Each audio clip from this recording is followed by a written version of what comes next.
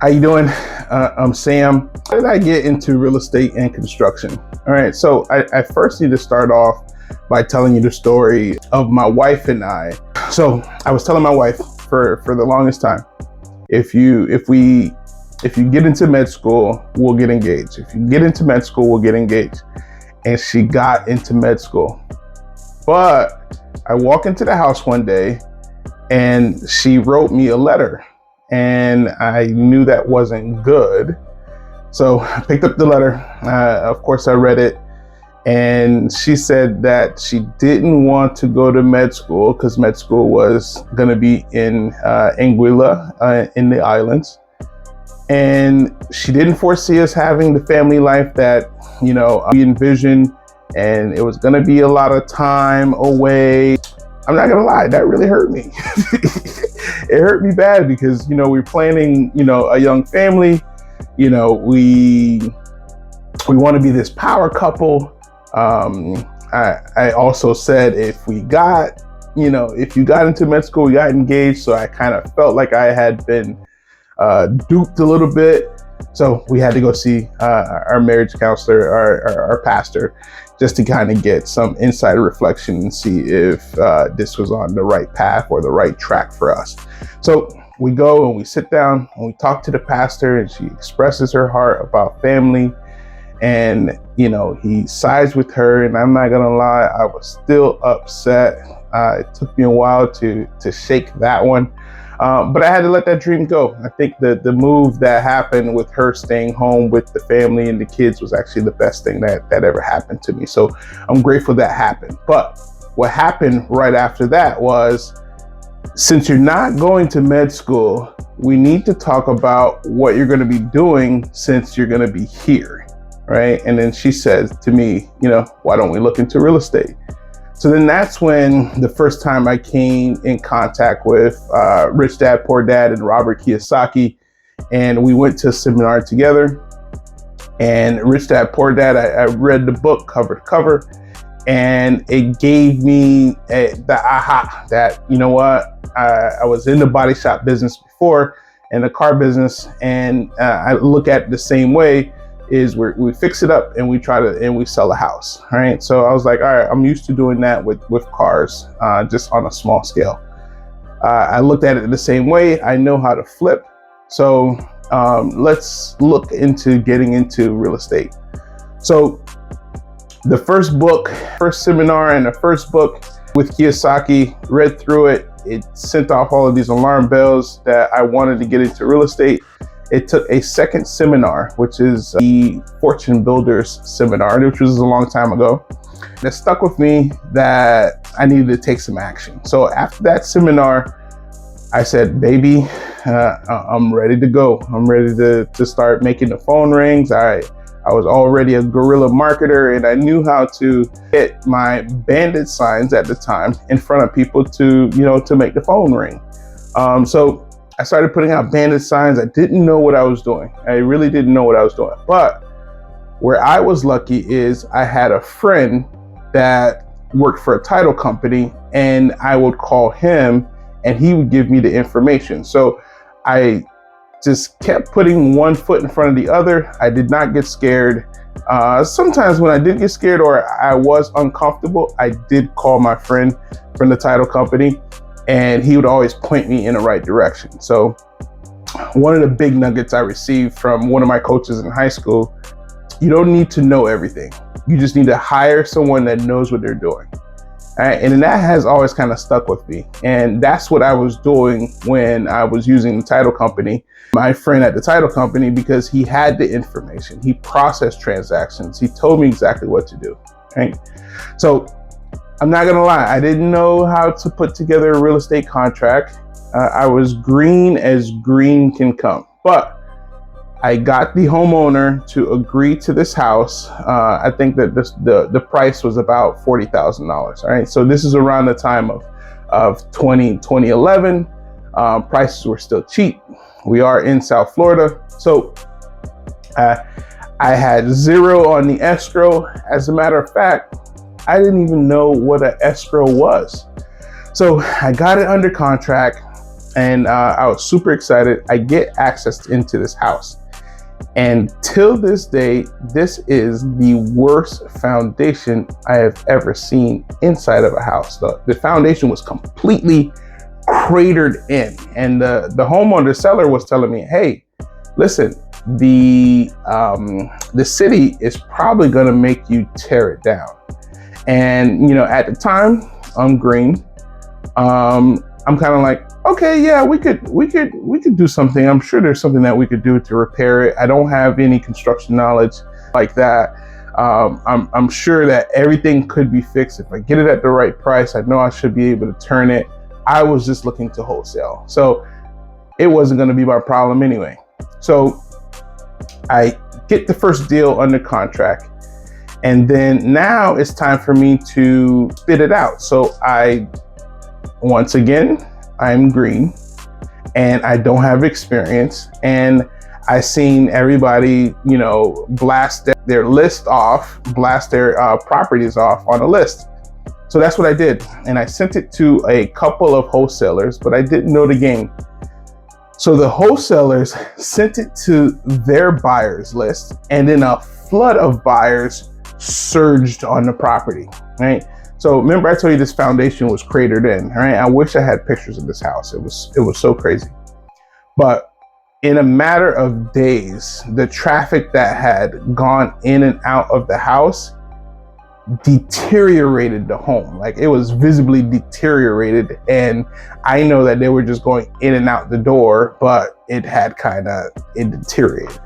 So that was a life lesson, right? So don't release your list to other wholesalers unless you're walking the property with them or you truly have a relationship with that wholesaler. So I probably prefer to walk the property with the buyer. There's only going to be one buyer that's gonna buy it anyway. It's only X amount of buyers that are actually serious. So, you know, the one that's going to be serious, I'm going to meet you out there. I'm going to walk and review the property with you. So that was that. So the home had deteriorated, and I made a big mistake. I was coming to the end of my inspection period, right? And I didn't have a buyer yet. So my wife was a realtor at the time, and I had pictures, and I went on her login. Baby, please forgive me. And I posted the property on the MLS. And I knew that if I posted on the MLS, I would get maximum amount of eyes on it, and I did. And what I didn't know is it's required for you to have certain documents to be able to post it on the MLS. So green mistake again, right? So I didn't tell her that I was posting it on the MLS. I just posted it on the MLS, and her phone started ringing and going off. And then I got a phone call from her, irate that I didn't follow proper procedures. It needs to be signed for it to be listed, all true facts. And I need to take that down or I'm gonna get in trouble. I'll put her license, at harm, which I did, but a buyer for this property. So, in real estate, it's very crazy, his transaction. Once it hit the MLS, people started circling the property, contacting the homeowner directly. The homeowner, now realizing that he could get more for the property, now he wants to back out of the property, right? So green mistake again, right? So then now people have circled the property, people are trying to circumvent this particular deal, and I was close to my inspection period. So what happened is I had to let it go. It worked out. He got like $15,000 more for that property, and they did have to tear it down, but it was a life lesson. It was a learning lesson. So that was my first entry into real estate. It was the worst property I've ever seen. And also the contract work was very suspicious. So I don't want you to make this mistake again. I truly feel like when I'm shooting this video, I'm talking to my former self. I have a ton of stories to to back up what I'm talking about and to walk you through some of the challenges that come from getting into construction and real estate. So that's my entry into real estate investing. Then later on down the line, I get my first deal under contract. It helped me pay for my wedding. And then I started getting deals under contract left and right. And then on my first flip, this is how I got into construction. On my first flip, I hired and I fired 3 contractors on that one particular property. So I got a shellacking a little bit. It was profitable. We won on it because the numbers were good. But I learned a lot about contractors. I learned a lot about what to do and then what not to do. All right. And then that started my process in project managing and trying to understand real estate at a high level and try to understand the processes that come with managing projects. So I began managing my own projects. I realized I was never going to be happy with the contractors out there. I saw how they operated. I saw their anticipation. I saw their lack of preparation. And I was kind of like, I could do this. Right? So I started managing my own properties on our flips. Right? So I got really good at managing properties on our flips. Sometimes we would do a whole house renovation in 45 to 50 days. And that gave me the confidence to say, hey, you know what? Maybe I could do this full time. Right? Maybe I could do construction full time. By happenstance, I made a relationship with my now business partner, Dawn, and we began a contracting business, right? So, but then I realized after 2 years into contracting, it was the end of 2019. I had my best year yet. And then I went through all of my books and I saw that I didn't have any money. And I didn't have any money after having my best year yet. But it told me a lot of information. I gave a lot of it to subcontractors. I didn't mark it up enough and stuff like that. And I was sitting there after 2 years in the business and I was talking to my wife and I said to her, I don't think I'll ever be happy in this business. All right. So, but that was the catalyst. All right. The next year comes 2020 and I find education. At first I find this group online. I find some mentors. They start pouring into me. They point me into different places and I start going to different meetings. I flew out to Phoenix, I flew out to Chicago, I flew out to DC. I shadowed a contractor in Michigan. I shadowed a contractor in Minnesota. And they really started pouring into me. And that's really when I started learning how to run a construction business from a systematic standpoint, right? So the big aha and the eye-opening experience that I had then is my mentor, Jeff. He said to me, he said, Sam, I don't sell a kitchen. I don't sell a custom home. I don't sell a high-end renovation. I sell a system that gets you to that custom home, that gets you to that kitchen, that gets you to that custom renovation. And I remember after him dropping that big nugget on me, and I wrote it down. All right, I made sure anytime I get a nugget, I write it down and I make sure that it sticks. And I wrote it down. I said, baby, I was like, I've never even thought of looking at this like that. Right? So then that started my journey of really looking at home construction from a systematic standpoint. And then I realized that there was another issue in it. And it comes down to the client experience, right? So I realized that the client experience have always been on the back burner. And I realized this is one of the biggest problems in construction.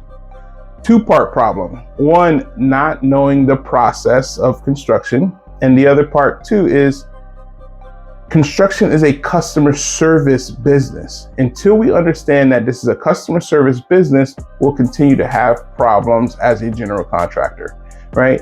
So once you flip that on its head and you start looking at it from a customer service standpoint, your business is going to improve. All right. Construction is going to look different. Your communication with your clients is going to look different. You're going to create that raving fan. And then once you create that raving fan, you're going to have repeat business.